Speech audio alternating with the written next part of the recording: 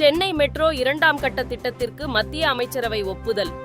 மத்திய அரசின் பங்கான 7425 கோடி ரூபாய் விரைவில் விடுவிக்க வாய்ப்பு. மெட்ரோ ரயில் திட்டத்திற்கு மத்திய அரசு ஒப்புதல் அளித்ததை தொடர்ந்து பிரதமர் மோடிக்கு முதலமைச்சர் மு.க. ஸ்டாலின் நன்றி.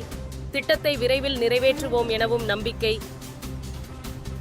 மராத்தி, பெங்காலி, அசாமி, பாலி, பிரக்ரீத் ஆகிய 5 மொழிகளுக்கு செம்மொழி அந்தஸ்து வழங்கியது மத்திய அமைச்சரவை. செம்மொழிகள் இந்தியாவின் பெருமை என பிரதமர் மோடி பெருமிதம். முதலமைச்சர் கோப்பைக்கான மாநில அளவிலான விளையாட்டுப் போட்டிகள் இன்று தொடக்கம். நேரு உள் விளையாட்டு அரங்கில் துணை முதலமைச்சர் உதயநிதி ஸ்டாலின் தொடங்கி வைக்கிறார். வாக்காளர் பட்டியலில் பெயர் சேர்க்க நவம்பர் 9, 10, 23, 24 ஆகிய தேதிகளில் சிறப்பு முகாம். படிவங்களை தேவையான அளவு வைத்திருக்குமாறு அனைத்து மாவட்ட தேர்தல் அலுவலர்களுக்கும் தலைமை தேர்தல் அதிகாரி சத்ய பிரதா சாகு கடிதம். செங்கல்பட்டு, திருவண்ணாமலை, திருப்பத்தூர், கள்ளக்குறிச்சி உள்ளிட்ட மாவட்டங்களில் வெளுத்து வாங்கிய கனமழை. இன்று 17 மாவட்டங்களில் கனமழை பெய்யக்கூடும் என வானிலை ஆய்வு மையம் தகவல். திண்டுக்கல் அருகே கொலை வழக்கில் தொடர்புடைய ரவுடியை துப்பாக்கியால் சுட்டுப்பிடித்த போலீசார். ஆயுதங்களை கைப்பற்ற சென்றபோது போலீசாரை தாக்கியதால் துப்பாக்கிச் சூடு நடத்தியதாக தகவல். காவிரி உபரி நீர் திட்டத்தை நிறைவேற்ற வலியுறுத்தி தர்மபுரி மாவட்டத்தில் காலை முதல் நண்பகல் 12 மணி வரை கடைகள் அடைப்பு. பாமக விடுத்த அழைப்பை ஏற்று பெரும்பாலான வணிகர்கள் கடைகளை அடைத்துள்ளனர். சென்னை கோயம்பேடு மொத்த காய்கறி சந்தையில் தக்காளி விலை 2 மடங்காக உயர்வு.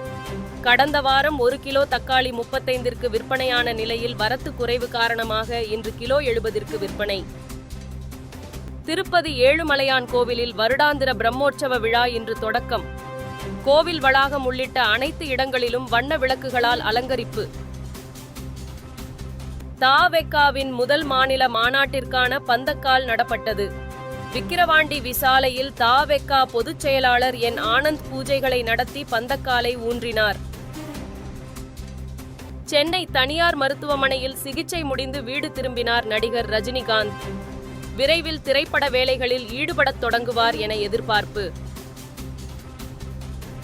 சீனா ஓபன் டென்னிஸ் காலிறுதிப் போட்டியில் அமெரிக்காவின் கோகோ காப் மற்றும் ஸ்பெயினின் பவுலா படோசா தனித்தனியே வெற்றி. நாளை மறுதினம் நடைபெறவுள்ள அரையிறுதிப் போட்டியில் இருவரும் பல பரீட்சை.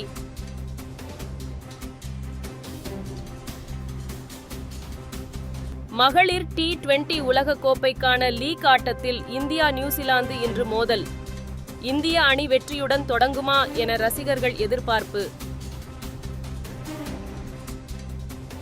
பாலஸ்தீனத்தின் காசா மீதும் தாக்குதலில் ஈடுபடுகிறது இஸ்ரேல் ராணுவம்.